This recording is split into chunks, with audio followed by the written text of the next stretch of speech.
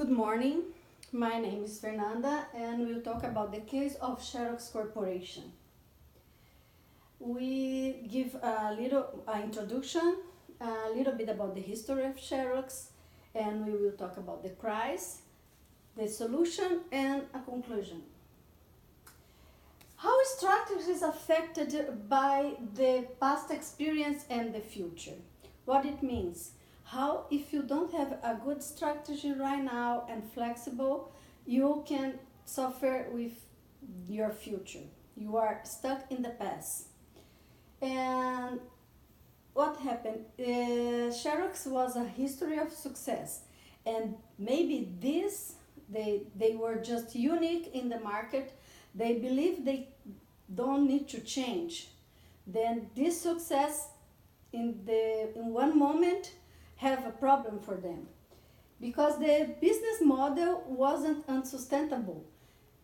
They didn't predict that in the future some companies and another the competitions can start in the same level of them, and they need make some change in the middle of the crisis. About the history, they were founded in 1906 in Rochester, and the first name was Polaroid Photographic Company. The basic was the manufacturing, photograph, paper, and equipment. And they see some different ideas of the name. They take the xerographic from the Greek because it's dry writing. It's the meaning is dry writing. And after they changed the name for Polaroid Xerox in 1958, and after that they just put Xerox Corporation in 1961. And the success started with one equipment. The name was Xerox 914. And was a big success. They sell a lot of machines. They were the start of the success of the company.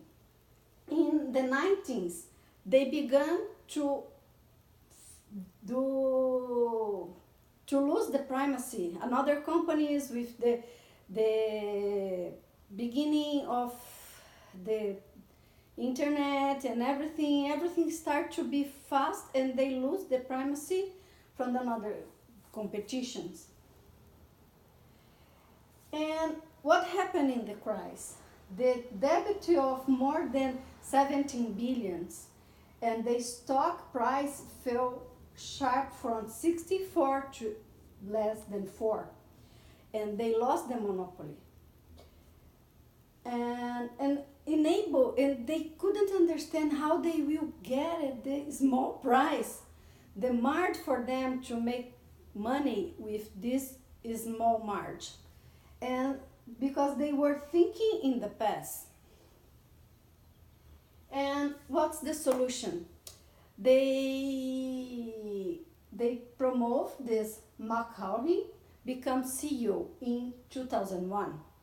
And this woman start one like a revolution in the company because she understands that they need to reduce the workforce, and to motivate the people who continue in the company, she needs to motivate them to be creative and use all the skills of these people. And she needs they believe in themselves. She needs the people work there, it's good, and the companies continue really good.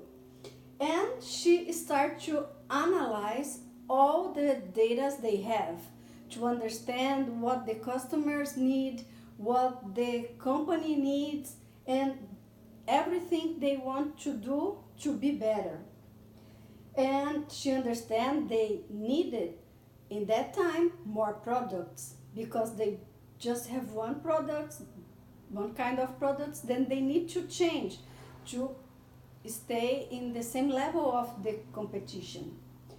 And she understands she needs to keep with them all the talents for the employers, and to keep with this to keep the customers, the big companies that buy with them, and for that, they need to be more flexible with the strategy, because in the past they have a strategy so hard and so difficult to change.